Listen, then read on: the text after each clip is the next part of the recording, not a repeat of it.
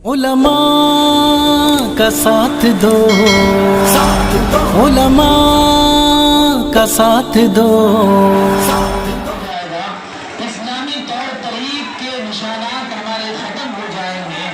اگر خود ہم باقی رہنا چاہتے ہیں، اسلامی تشخص کے ساتھ ہم باقی رہنا چاہتے ہیں،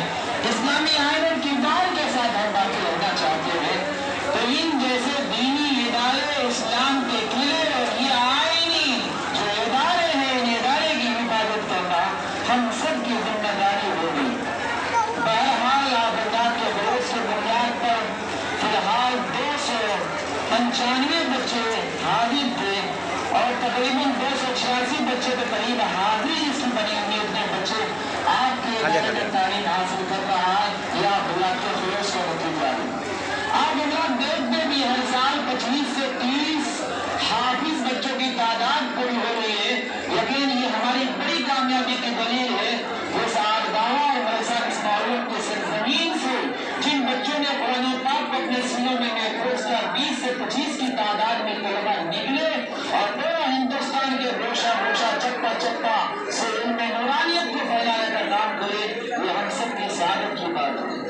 اور یقین مانیں ہمارے اعمال کس طرح ہوتے ہیں، یہ بچے جو حافظ قرآن ہو گئے ہیں، وہ بچے اگر کامیاب ہو گئے اور ہمارے عنایت کے صدقے میں اگر یہ بچے بن گئے تو ہمارے لیے ذریعہ آفت بھی ہوگا۔ اس لیے ہم سب کو چاہیے ایسے موقع پہ اس ادارے کے ساتھ اپنا والہانہ تعلق، اخلاص کا رشتہ ہم باقی رکھیں، اور جب والہانہ عقیدت اور اخلاص کا رشتہ باقی رکھیں گے تو انشاءاللہ العزیز یہ ادارہ اپنی نورانیت کے ساتھ اس پورے علاقے کو چمکانے کا کام کرے گا۔ انشاءاللہ اس ادارے کے ذریعے سے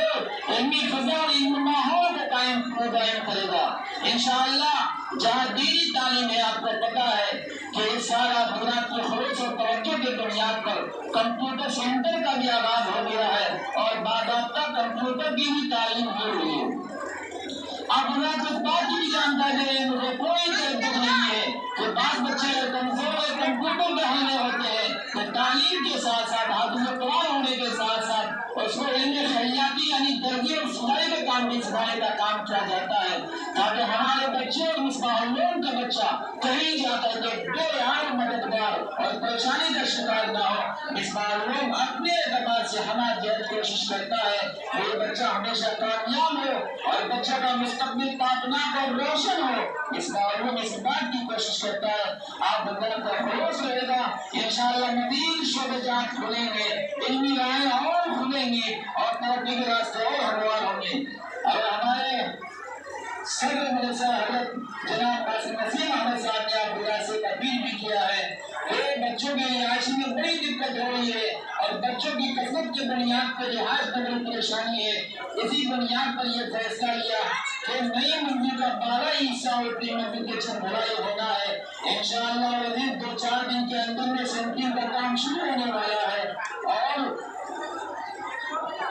ستمبر کے مہینے میں انشاءاللہ ہر حال میں ڈھلائی کا یہ عزم حضرت انتظامیہ کا ہے۔ آپ حضرات کا اگر معاونت ہوگا، اگر ساتھ ہوگا، مالی اعتبار سے، جان کے اعتبار سے، دعاؤں سے، تو مجھے امید ہے کہ یہ مرحلہ بھی پائے تکمیل کو پہنچے گا، طلبہ کے لیے سہولت بھی ہوگا، تعلیمی دوسرے شعبے کو کھلیں گے اور بچوں کے لیے علمی راہیں بھی انشاءاللہ العزیز مزید کھلیں گے۔ ہم گزارش کریں گے آپ حضرات اس کا ساتھ دیں، طلبہ عزیز سے گزارش ہے کہ بھی بیٹھے ہیں آپ اساتذہ کرام اپنے طلبہ کو بٹھائیں، پہلے باہر کے جو مہمان بچے ہیں ان کو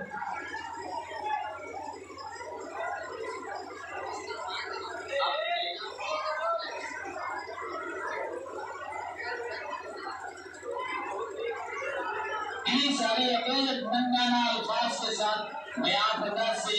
درخواست کرتا ہوں اور امید رکھتا ہوں اور یقین رکھتا ہوں آپ حضرات ہمیشہ ہمارا معاملت اس ادارے کے ساتھ آپ کا قدم بقدم رہے گا۔ انشاءاللہ روز یہ ادارہ ترقی کی منزلوں پہ آگے بڑھے گا اور آپ حضرات جیسا چاہتے ہیں انشاءاللہ وہاں تک لے جانے کی کوشش کی جائے گی انشاءاللہ۔